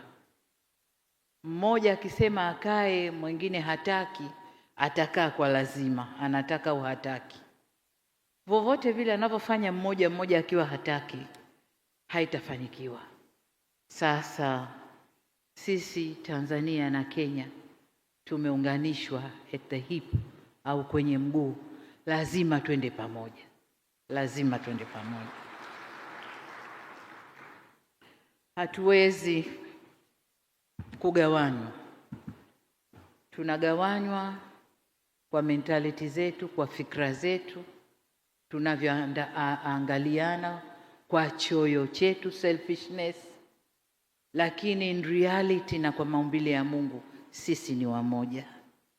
Kwa hiyo hatuna budi kwenda hivyo tukiwa wamoja. Wakati nimetembelea Kenya mwaka 2021 nilizungumza pale bungeni kwamba sisi wa Tanzania na wa Kenya ni wamoja, na hata wanyama wetu wanajua hilo. Nikawapa mfano wa wildebeest kule Serengeti na Masai Mara. Wale wanyama they are traveling with no borders. Hawagongi pasipoti, hawalipi fees kwenye vikwazo, hawana chochote. Wanaingia Kenya, wanarudi Tanzania. Na nzuri zaidi, wale wanyama anabeba uhai au ujauzito kwenye nchi moja, anakwenda kujifungua kwenye nchi nyingine kwa zile season zao. Sasa nikawauliza wabunge wa Kenya, mtoto wa wildebeest ana uraia gani? Uraia wa Kenya au wa Tanzania? Sababu ujauzito umebebwa huku lakini kazaliwa huku. Ana uraia upi? Na you never know, inawezekana baba na mama si wote wa Tanzania, kule wakikutana kule kwenye heating system, inawezekana dume la Kenya ndio limepanda Tanzania. Sasa watoto wana uraia gani? Na hivyo ndivyo wa Kenya na wa Tanzania tulivyo. Hatuna budi. Sisi ni watu wa ardhi moja, lakini ni watu wa destiny moja. Lakini yanayotokea haya ni kwa sababu ya selfishness, utandawazi, kusikiliza sana nje, mambo ya teknolojia, sijui mambo ya globalization, yanatugawagawa hapo katikati. Lakini ukienda kwa undani, leo tulikuwa tunafanya introduction kwenye mazungumzo yetu ya serikali, na katika introduction wakawa introduce magavana wawili wa provinces, wote wa Masai nadhani wale, lakini it happened wale pale. Lakini wale nilikutana nao kwenye msiba wa marehemu Mheshimiwa Lowassa, and they were crying sawa sawa na Wamasai wa Tanzania, na wanasema tumeondokewa na ndugu yetu. Sasa sema wameondokewa na ndugu yao, wao wametoka Kenya, Lowassa Mtanzania, lakini walikuwa wanalia kama Wamasai wengine pale kwenye msiba. Kwa hiyo watu ni wale wale. Ukienda Mara kule, wale watu ni wale wale. Kwa hiyo hata hapa tu coast. Okay. Kwa nasema watu wa Tanzania na Kenya ni wale wale. Hata jamaa zangu wa Kipemba, Mbarawa yuko hapa. Kuna waziri anaitwa Mbarawa hapa. Lakini Wabarawa ni wa Kenya. Na hawa ni Wapemba wale originate Kenya kule. Kwa watu ni wale wale. Hatuna haja ya kugawana. Hatuna haja ya kushangilia maovu yanayotokea upande mmoja na upande wa pili wakashangilia. Sisi yanapotokea maovu Kenya ni maovu yetu, tushirikiane kuyaondoa. Yanapotokea maovu Tanzania vivyo hivyo. Leo tulikuwa tunazungumza na Rais Ruto asubuhi. Sijui asubuhi mchana, maana amechelewa naye amekuja mchana. Tukaa tunazungumza jinsi ya kudeal na hawa watoto wetu watovu wa adabu. Wanaojiita nani hilo jina? Hao.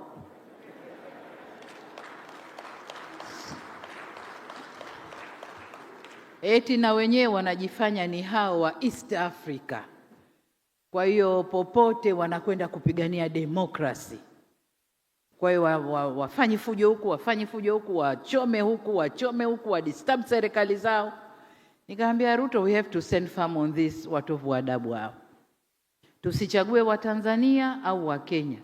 Wakija kwangu na chapa mikwaju, wakija kwako chapa mikwaju. Ili wakae sawa. Na hapo tutapata jumuiya ambayo ina watu wenye heshima na ina watu walionyooka. Neno democracy lisituchafulie nchi zetu wala mila zetu wala desturi zetu. Democracy haina formula.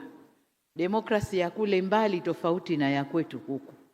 Sisi kwetu tuna mila zetu na desturi zetu zinazokwenda na hiyo demokrasi. Kwa hiyo kwa namwambia mwenzangu, hebu tusimame mguu sawa kulinda hizi nchi zetu. Nilikuwa namsikiliza kakaangu Mudavadi akisema anatamani kungekuwa na shirika la ndege la East Africa. Natamani kungekuwa na East African Harbors na nini.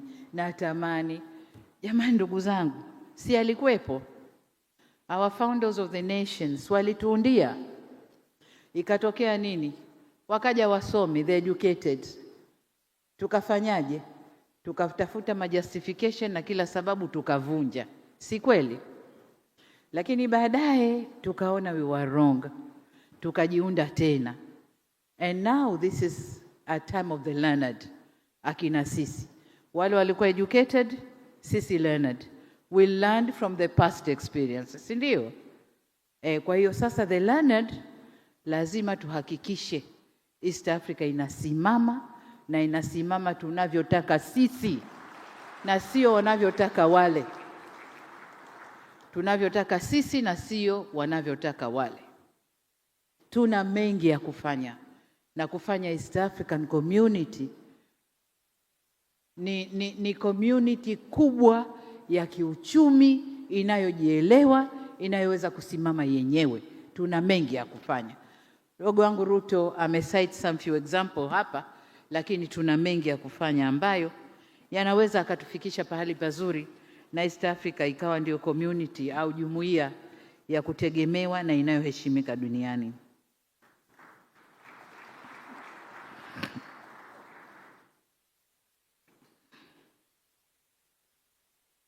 Ndugu zangu, nimepangwa nizungumze mwisho ili nifunge mjadala huu. Yote yanayohusu mkutano wetu leo, kukuza biashara, kuondoa vikwazo, kukuza chumi zetu, GDP na mengineyo, yameshaelezwa na yameelezwa kwa takwimu, na takwimu au statistics hazisemi uongo. Hali halisi wote tumeiona.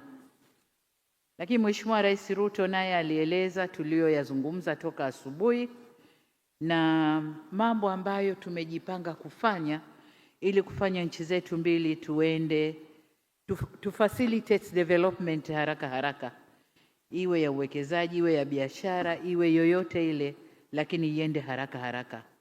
Kubwa hapa ni ujenzi wa miundombinu au infrastructure development ambayo nchi zote mbili tumejidhatiti kuendelea kufanya ili kurahisisha ufanyaji wa biashara na uwekezaji ndani yetu. Lakini nataka nitumie fursa hii niwahakikishie mambo mawili kwa upande wa Tanzania.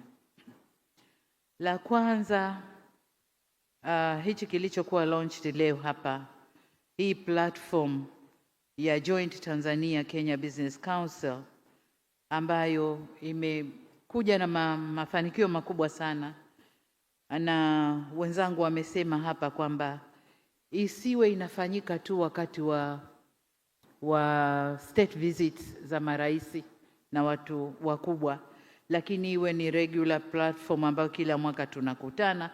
Nataka niwahakikishie Tanzania tuko tayari kwa hilo na tutakuwa tayari kuhost kama serikali tutahost jambo hili. Lakini la pili ni kuzifanya kamati zetu za hizi joint trading committees za nchi mbili kukaa kila baada ya muda kuhakikisha wana monitor changamoto zote za kibiashara na changamoto za uwekezaji zinachukuliwa hatua kwa haraka, au kuzuia zisitokee kwa kuchukua hatua haraka, au zinapotokea zifanywe kazi kwa haraka ili tusidisturb ule mnyororo wa thamani au value chain ya investment na mambo ya trading ndani ya nchi zetu mbili. Kwa sisi Tanzania tunahakikisha hilo, na niseme tuko tayari kufanya kazi kwa karibu zaidi na business community za nchi zetu mbili, lakini pia ya East Africa. To our captains of trading and industry, serikali yenu kama nilivyosema, tutachukua hatua zote kuhakikisha mnafanya kazi zenu vyema. Tutaondosha barriers kama tulivyosema hapa. Tumejipa ambitious target by May, sijui, lakini tukishindwa by June tutakuwa tumezimaliza zote. Lakini pia tutarekebisha sheria zetu. Pale pote sheria zenye kwenye utata, will make sure our laws are abiding with the nature of our trading and investment within our two countries. Lakini pia tutajenga infrastructure inayohitajika. Amesema Rais Ruto, reli, barabara, infrastructure za kwenye Great Lakes kule tutajenga ili biashara iweze kuflow vizuri.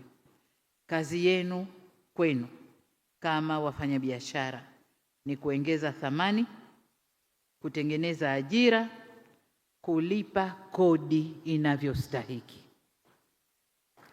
Narudia, kulipa kodi inavyostahiki, kwa sababu kodi zenu ndio zitatufanya tufanye marekebisho mnayoyataka kwa haraka. Kwa wafanya biashara wa Kenya ambao wameinvest Tanzania, KCB, Equity, Bidco, Kenya Airways na nyingine nyingi ambazo zimeweka hapa, tunawashukuru kwa kututengenezea ajira kwa vijana wetu, kulipa kodi na kutusaidia kwenye maendeleo. Asanteni sana. Na kwa Watanzania, kampuni za Tanzania ambazo zimekwenda kuwekeza Kenya, the Amson Group with landmark Bamburi Cement acquisition, Taifa Gas, kakaangu Rostam, Bahresa, Mohammed Enterprises, Azam and others, mmebeba bendera ya Tanzania kule. Naomba muinyanyue juu bendera ya Tanzania, na msiende kufanya chochote kile kinyume na sheria za kule, ili tufanye biashara, tufanye kazi kwa vizuri zaidi. Ndugu zangu, kesho Rais Ruto atakwenda kulihutubia bunge la Tanzania na wanamsubiri kwa hamu. Lakini nimhakikishie tu kwamba atakaporejea nyumbani hatorudi tu na documents ambazo tumezungumza hapa na tuka exchange mikataba, makubaliano na nini, lakini atarudi na commitment, my government and my people's commitment to work together with our sisters and brothers in Kenya. Our doors are open. My own phone is open and you know it. Sometimes ukinikosa unasema, dada chukua simu. Sasa nitajitahidi nikikuta message, dada chukua simu, nitachukua simu. Ruto hajui Kiswahili. Ukiniambia dada chukua simu, niichukue ilipo nishike mkononi hivi.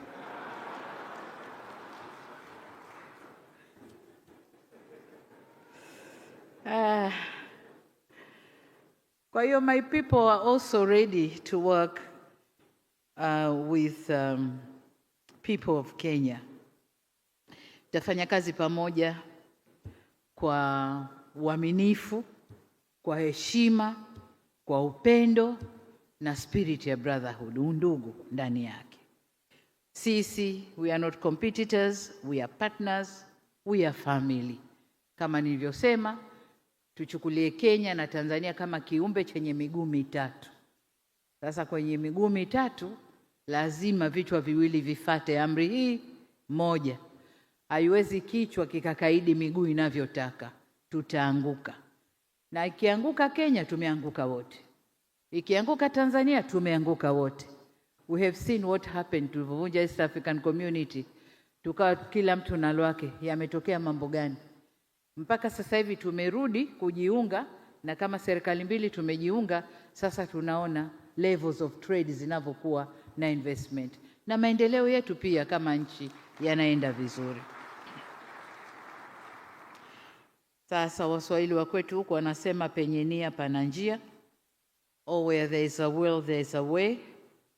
And we have the will. Now we must carve out the way. The MOUs have been signed. Na ni matumaini yetu kwamba we'll stop rhetorics and start acting. Start implementing what we have agreed. Hayo ndio matumaini yetu. Niseme tena, to our Kenyan brothers and sisters, we are joined at the hip. Let us walk together. Hakuna njia ya kugawana, let us walk together. Baada ya kusema hayo, sasa nifanye kazi niliyotakiwa kufanya, nayo ni kutamka rasmi kwamba Tanzania-Kenya Business and Investment Forum 2026 now officially closed. We are waiting for the one in 2027. Kenya, Tanzania Business Forum. Oh yeah. Thank you very much. Asanteni sana. Wish you all the best. Asanteni sana.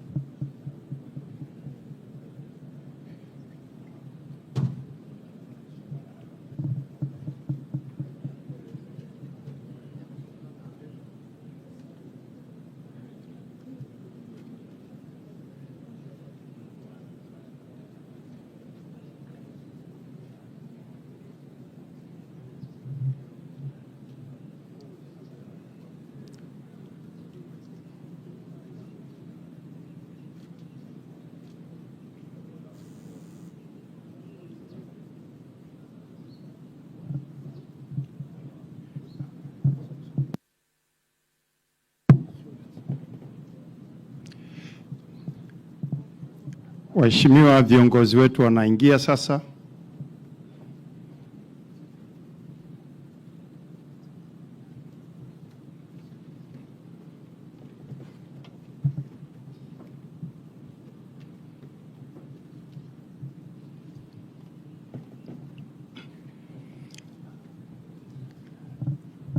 Naomba tukae.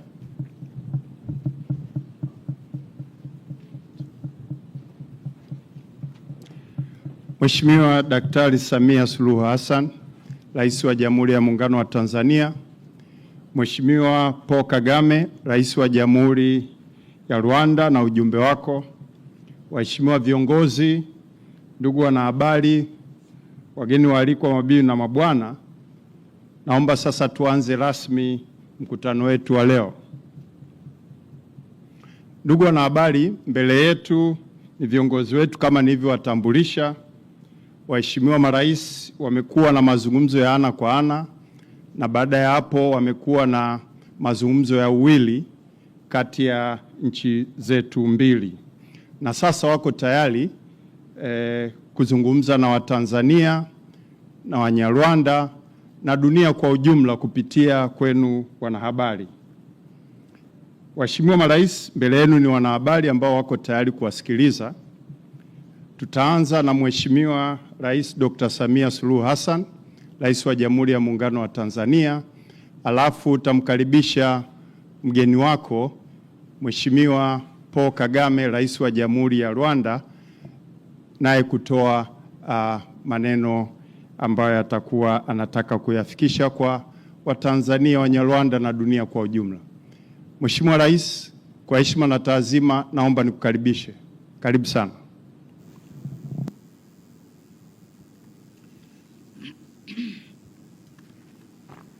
Mheshimiwa Paul Kagame, Rais wa Jamhuri ya Rwanda, waheshimiwa mawaziri kutoka Tanzania na Rwanda mliopo hapa, ndugu wanahabari, mabibi na mabwana, habari za mchana. Wanyarwanda, mnasikia Kiswahili? Mnasikia eh? Haya. Kama mjuavyo, ndugu wanahabari, Tanzania na Rwanda sio tu majirani, bali pia ni ndugu na marafiki. Undugu na urafiki wetu ni wa historia. Ulianza miaka mingi huko kabla kutawaliwa wote wawili. Hii ndio sababu utamaduni, mila na desturi zinafanana na watu wetu pia ni wamoja. Serikali zetu mbili zimekuwa zikishirikiana kwa karibu katika ngazi ya uwili, kikanda na kimataifa, hususan kupitia Jumuiya ya Afrika Mashariki, Umoja wa Afrika, jumuiya za nchi zisizofungamana na upande wowote, na pia Umoja wa Mataifa. Mwaka 1976 nchi zetu mbili zilianzisha tume ya kudumu ya pamoja ushirikiano JPC. Mkutano wa 16 wa tume hiyo ulifanyika mwaka jana mwezi Julai kule Kigali nchini Rwanda. Kupitia tume hiyo, nchi zetu mbili zinashirikiana katika nyanja za biashara, uwekezaji, kilimo, nishati, mafuta, miundombinu ya usafiri, lakini pia ulinzi na usalama na uhamiaji pia. Kwa ujumla, muda mfupi uliopita tumetoka kwenye mazungumzo. Tulianza mazungumzo ya ndani, mimi na Mheshimiwa Rais, lakini pia tumekaa mawaziri wetu na maofisa wetu, tumejadiliana mambo kadhaa, na kubwa katika hilo ni biashara na uwekezaji ili kukuza chumi zetu. Kwa furaha kabisa niwaambie tu kwamba biashara yetu kati ya Rwanda na Tanzania imekuwa hadi kufikia shilingi bilioni 644 mwaka jana, lakini pia kuanzia mwaka 97 mwezi Machi hadi mwezi Machi mwaka huu, Mamlaka ya Uwekezaji Tanzania imesajili jumla ya miradi 42 kutoka nchini Rwanda yenye thamani ya dola za Marekani milioni 325.5 ambazo zimeajiri wa Tanzania 2225. Ni mchango mkubwa kwenye uchumi wetu. Aidha, kwa upande wa Tanzania, zipo baadhi ya kampuni zilizowekeza nchini Rwanda, ikiwemo nyingi tu: Bahresa, Magodoro Dodoma, Discount Center, Jambo Plastic, Sugar Enterprise, Sagar Enterprises, Buffalo Traveling Tours, Maximo Africa, Gasabo Grain Milling Company, LCM Delta Company, pamoja na Matrix Integrated Consultancy. Kama kuna nyingine nimezisahau zitanisamee, lakini kampuni nyingi zimekwenda kuwekeza kule pia. Sasa licha ya kwamba takwimu hizo zinatia moyo kwenye biashara yetu, tumekubaliana kuendelea kushirikiana ili kukuza biashara na uwekezaji, hususan kwenye kuondoa vikwazo visivyo vya kikodi. Vikwazo vyote vya kibiashara tuzungumze, tuviondoe ili tuweze kutumia vizuri soko la pamoja la Afrika Mashariki, lakini pia soko huria la Afrika. Kwa upande wa uchukuzi na miundombinu, vile vile tumegusia ili kukuza biashara na uwekezaji. Tumekubaliana kuendelea kuimarisha miundombinu ya usafiri na uboreshaji wa huduma za usafiri. Kwa wasiofahamu, takwimu zinaonyesha kuwa takriban 70% ya shehena za Rwanda inapitia katika bandari za Tanzania, ambapo wastani wa tani milioni 1.6 kila mwaka tunapitisha kwenda Rwanda, na ni wajibu wetu kwa sababu katika region sisi ndio tumejaliwa kuwa na bandari na wenzetu hawana bandari. Kwa hiyo ni wajibu wetu kuwahudumia, na tulizungumza na tukakubaliana kuweka huduma maalum kwa bidhaa za nchi ya Rwanda. Lakini vile vile tumezungumzia ujenzi wa barabara zinazounganisha nchi zetu mbili na reli pia ili kuharakisha biashara. Tumetumia fursa hiyo kujadili mradi wa reli kutoka ujenzi kipande cha reli ya Isaka hadi Kigali, ambayo itakwenda kuhamasisha au kuharakisha usafirishaji wa bidhaa. Kwa upande wa nishati, tuna mradi wa pamoja kati ya Rwanda, Burundi na Tanzania. Huu ni mradi wa umeme wa maji wa maporomoko ya Rusumo ambao unatuzalishia umeme megawati 80, na tumekubaliana sasa tukauzindue rasmi. Umeshaanza kazi lakini tukauzindue rasmi. Pamoja na hayo, kuna makubaliano ambapo shirika letu la umeme TANESCO na shirika la umeme la Rwanda REG wataanza kuuziana umeme kwa ajili ya kuchochea zaidi maendeleo ya kiuchumi.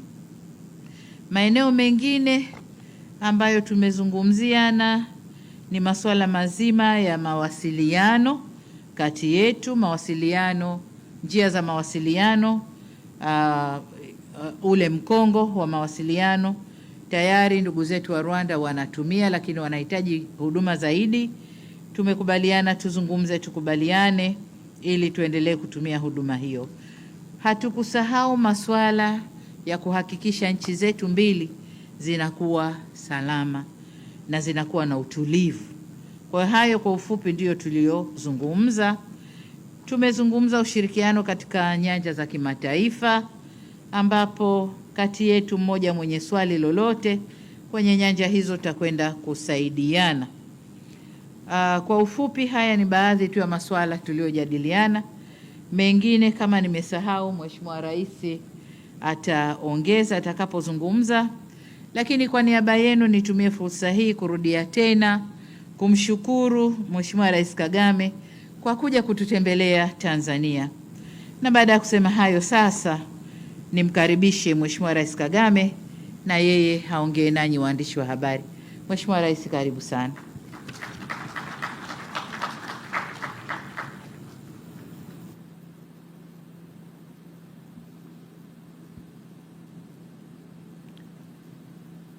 Excellency Samia Suluhu Hassan, President of the United Republic of Tanzania, honorable ministers, members of the media, distinguished ladies and gentlemen,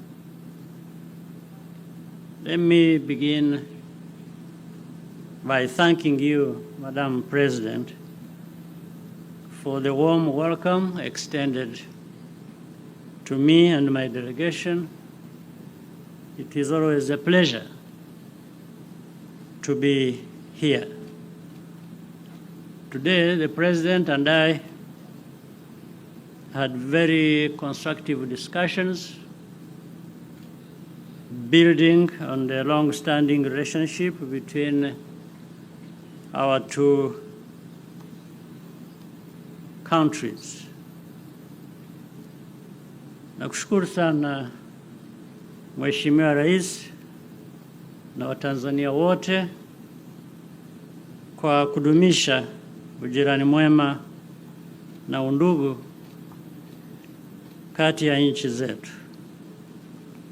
Tanzania ni kiungo muhimu si tu kwa Rwanda, lakini kwa majirani wengine pia. Bandari ya Dar es Salaam ni mfano moja tu wa maeneo mengi ya kiuchumi muhimu sana kwa nchi zetu. Mheshimiwa Rais, tunalo jukumu kwa niaba ya wananchi wetu kuhakikisha tunaendeleza na kuimarisha ushirikiano kati ya nchi zetu na Jumuiya ya Afrika Mashariki kwa ujumla. Tanzania is indeed a key partner for Rwanda. Over the years, we have strengthened Our partnership across many sectors, particularly trade and logistics, facilitating Rwanda's connections to global markets.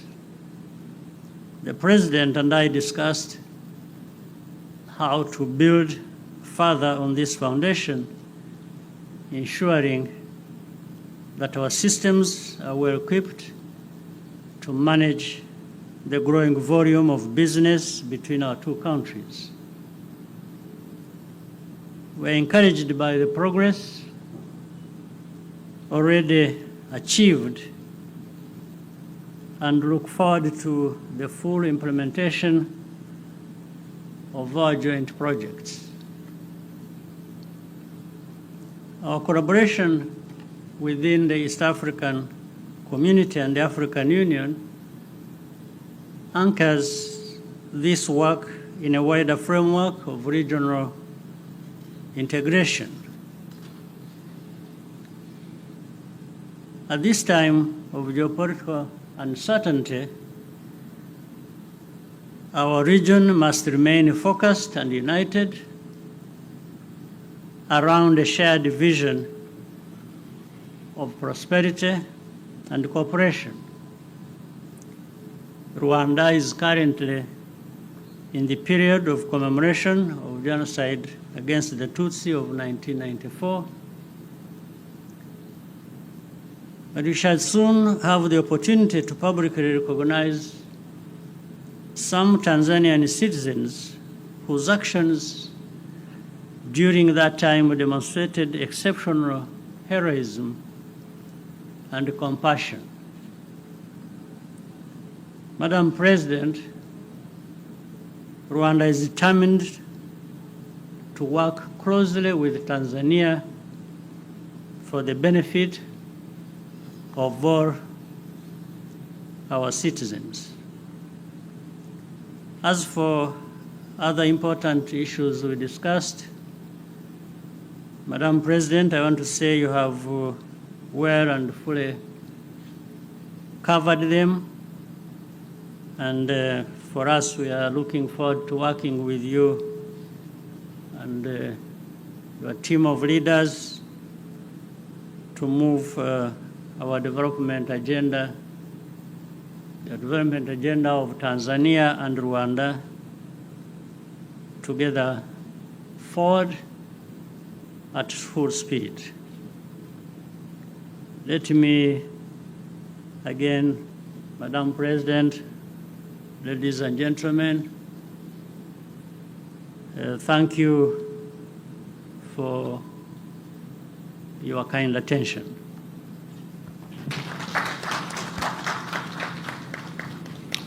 Asante sana marais kwa hotuba zenu, na nakushukuru. Kidogo nitoe Kiswahili mahali ambapo Mheshimiwa Paul Kagame, rais wa Rwanda, aliamua kwenda kwa lugha ya kigeni. Kwa ujumla, Mheshimiwa Rais Paul Kagame amemshukuru Mheshimiwa Rais kwa mapokezi mazuri. Ameelezea mazungumzo mazuri ambayo wamekuwa nayo ana kwa ana, lakini pia walipokutana na jumbe za kutoka Tanzania na Rwanda. Ameelezea Tanzania ni mdau mkubwa na muhimu sana kwa nchi ya Rwanda kibiashara, usafirishaji, lakini amesisitiza umuhimu wa kuongeza kasi ili tufikie mahali pazuri zaidi. Pia amegusia umuhimu wa kubakia wamoja katika kanda yetu ya Afrika Mashariki na Kati, na pia amegusia kwamba Rwanda itakwenda kuwaenzi wa Tanzania ambao walisimama na Rwanda wakati walipokuwa wakipitia mambo magumu. Waheshimiwa marais, tunawashukuru sana. Ndugu wanahabari, hapo ndio tumefikia mwisho wa press conference yetu. Kwa heshima na taadhima, namuomba Mheshimiwa Rais wa Jamhuri ya Muungano wa Tanzania umuongoze mwenyeji wako Rais wa Jamhuri ya Rwanda kuelekea kwenye chakula. Wengine tutabaki hapa viongozi wetu watangulia, alafu tutatoa utaratibu wa wengine tutafanya nini. Asanteni sana. Naam, mawaziri, viongozi, sasa tunaweza kuelekea kwenye sehemu ya chakula.